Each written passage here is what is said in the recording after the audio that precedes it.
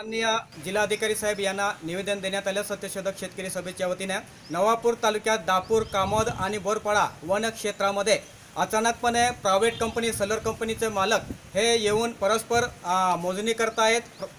Project राबवण्यासाठी ना शेतकऱ्याला पूर्वसूचना दिली, ग्रामपंचायतीला न कळवता परस्पर सर्वे चालवता वन खात्याच्या इशाऱ्यावर याच्याबद्दल आम्ही तक्रार दाखल केली आहे की संबंधित जे बेकायदेशीरपणे मोजणी करून आदिवासींना जमिनीपासून बेदखल करण्याचा प्रयत्न करतायत ते वन खातं आणि सलर प्रोजेक्टच्या कंपनीचे मालक यांच्यावर कायदेशीर गुन्हा दाखल करून आदिवासींना न्याय देण्यात यावा। दुसरं, नवापूर तालुक्यातील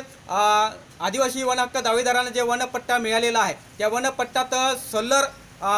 कुसुम सलर योजनेचा मंजूर झालेला असून सुद्धा त्या योजनेचा लाभ देण्यात आलेला नाही। तो लाभ देण्यासाठी माननीय तलाठी यांचा 2 दाखले लागतात, ते तलाठी नवापूर तालुक्यामध्ये देत नाही, ते दाखले द्यायला पाहिजे आणि आदिवासींना हा कुसुम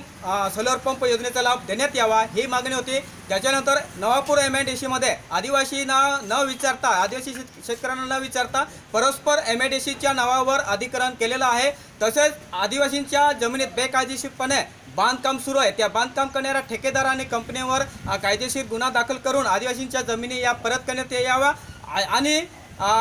शासनाने आदिवासी वन हक्क दावेदारांच्या जमिनी सुधारण्यासाठी अनेक योजना राबवलेल्या 133 योजनेचा GR काढलेला आहे, परंतु त्या GRच्या अंमलबजावणी आपल्या नवापूर तालुक्यात होत नाही आणि आदिवासी स्वखर्चाने बोरवेल आणि जमिनी सपाटी करत असताना आदिवासींच्या जमिनीमध्ये बोरवेल आलं तर त्या बोरवेल मालकांना धमक्या दिल्या जातात, त्यांचे बोरवेल गाड्या जप्त करतात, ट्रॅक्टर जप्त करतात आणि आदिवासींना सुधारित शेती करण्यापासून वंचित करते वन खातं। त्यांच्यावर कायदेशीर कारवाई करण्यात यावी आणि नंदुरबार तालुक्यातील दानोऱ्या गावातील शेतकऱ्याच्या शेतात नांगरटी करत असताना वन खात्याने ट्रॅक्टर जप्त केलेला आहे, तो ट्रॅक्टर ताबडतोब शेतकऱ्याला देण्यात यावा, अन्यथा सत्यशोधक शेतकरी सभेच्या वतीने येणाऱ्या दिवसात तीव्र आंदोलन छेडण्यात येईल असा इशारा आज माननीय जिल्हाधिकारी साहेब यांना देण्यात आलेला आहे।